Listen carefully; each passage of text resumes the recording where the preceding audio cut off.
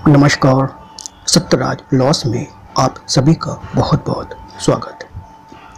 आज का टॉपिक है कि प्रथागत तलाक यानी कस्टमरी डिवोर्स बिना न्यायालय के अनुमति के क्या द्वितीय विवाह के लिए मान्य होगा।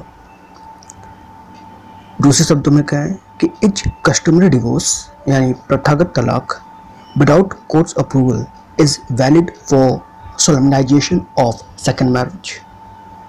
तो फ्रेंड्स, आज का टॉपिक इस वीडियो के माध्यम से कवर किया जा रहा है।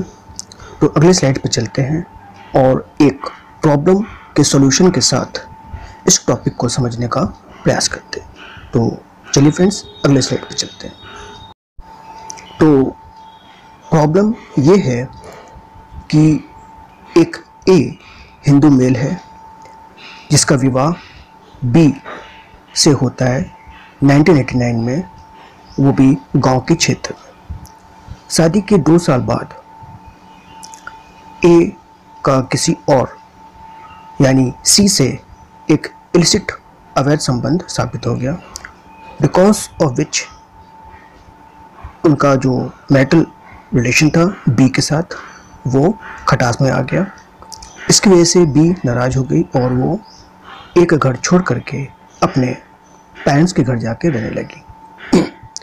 ए ने ये प्लीड किया अपने लोकल पंचायत, क्योंकि गांव में विवाह हुआ था तो लोकल पंचायत से उन्होंने रिक्वेस्ट किया कि बी जो है बिना कंसेंट की अपने मायके चली गई है और इसलिए जो है उसको डिवोर्स ग्रांट कर दिया जाए।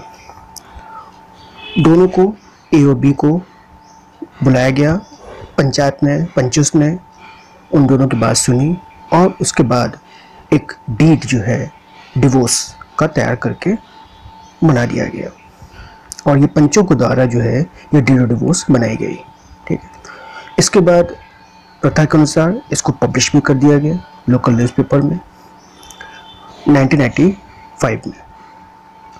देयर आफ्टर उसके बाद ए जो है वो सी से शादी कर लेता है और सी जो है वो लिंगायत एक जात होती है, उसमें वो भी कन्वर्ट भी हो गई अकॉर्डिंग टू हिज कस्टम्स और कस्टम के अनुसार इन्होंने शादी कर ली। बी को जब पता चला तो उसने इस विवाह का विरोध किया और कहा कि बी अभी भी ए के साथ लीगली वेडेड वाइफ है और जो क्योंकि जो डिक्री ऑफ डिवोर्स पंचायत ने दिया था उसको कोर्ट के माध्यम से अप्रूव्ड या कंसेंट नहीं दी गई थी, यानी कि कोर्ट ने उसे अप्रूव नहीं किया हुआ है। तो सवाल ये है कि क्या जो बी का ये कहना कि ए का विवाह सी के साथ अवैध है क्योंकि अभी बी और ए की शादी एग्जिस्ट कर रही है, तो उसके कहने के अनुसार ए और सी का विवाह जो है वो गलत है, वैध है, क्योंकि ए बायगेमी का दोषी होगा। अगर ये ऐसा है तो हमें इस प्रश्न का जवाब ढूंढना है कि क्या ए और सी का विवाह क्या बायगेमी कैटेगरी में आएगा कि वैलिड मैरिज की कैटेगरी में आएगा। इसको हम अगले स्लाइड्स के माध्यम से समझने का प्रयास करते हैं। दिए गए प्रॉब्लम को सॉल्व करने के लिए हमें 3 सेक्शंस को देखना पड़ेगा हिंदू मैरिज एक्ट 1955 का। सबसे पहला सेक्शन है सेक्शन 5 सब सेक्शन 1 जो कि कंडीशन फॉर हिंदू मैरिज की बात करता है। तो 5.1 ये कहता है कि a marriage may be solemnized in between any 2 Hindus हो सकता है if neither party has a spouse living at the time of marriage, यानी कि 2 व्यक्तियों के बीच में, 2 हिंदुओं के बीच मध्य विवाह हो सकता है अगर कोई भी पार्टी की अदर स्पाउस जीवित ना हो। नहीं तो स्पाउस के जीवित रहते अगर दूसरे विवाह किया जाता है तो उसे बायगेमी कहा जाता है और उसका punishment section 17 of the Hindu act में दिया हुआ है, पनिशमेंट फॉर बायगेमी। ठीक है, जो कि कहा गया है कि any marriage in between 2 Hindus solemnized after the commencement of the act, यानी कि Hindu marriage act 1955 is void if at the date of such marriage either party has a husband or wife living। अब जिस तारीख को विवाह हो रहा है उस पक्ष संस्कार के कोई स्पाउस जीवित है, चाहे हस्बैंड हो चाहे वाइफ हो, और उसके बावजूद वो दूसरा विवाह कर रहा है या कर रही है, तो that will amount to bigamy, और उसका punishment 494 495 of the Indian penal code में दिया गया है, जो कि 7 साल से लेकर के 10 साल तक की कारावास हो सकता है। ठीक। तीसरा सेक्शन है सेक्शन 29, जो कि सेविंग क्लॉज है हिंदू मैरिज एक्ट का ही, जो कि कहता है कि कोई भी प्रावधान इस एक्ट के अंतर्गत इफेक्ट नहीं करेगा कोई भी ऐसे अधिकार को जो कि प्रथा से आया हुआ, रिकॉग्नाइज बाय कस्टम, विधिवत और कस्टम को रिकॉग्नाइज किया गया है। और प्रथा के अंतर्गत कोई अगर ऐसा नियम आता है तो, और स्पेशल एनैक्टमेंट के अंदर है, तो ऐसा कोई भी प्रथा के अंतर्गत, यानी कि प्रथागत तलाक अगर किसी प्रथा के अंतर्गत अगर हो रही है, तो सेक्शन 29 उसे वायलेट नहीं करेगा, चाहे वो सोलमनाइज जो है बिफोर या after the commencement of this act हो, यानी हिंदू मैरिज एक्ट के पहले हो या इस एक्ट के आने के बाद। अगर प्रथागत तलाक हो रहा है तो ऐसे तलाक को हम इनवैलिड नहीं कहेंगे। ठीक। लेकिन एक बात सच है कि जो भी तलाक अगर आप कर रहे हो, ठीक है, किसी भी प्रथा के अंदर आप कर रहे हैं, that should be confirm by the court of law.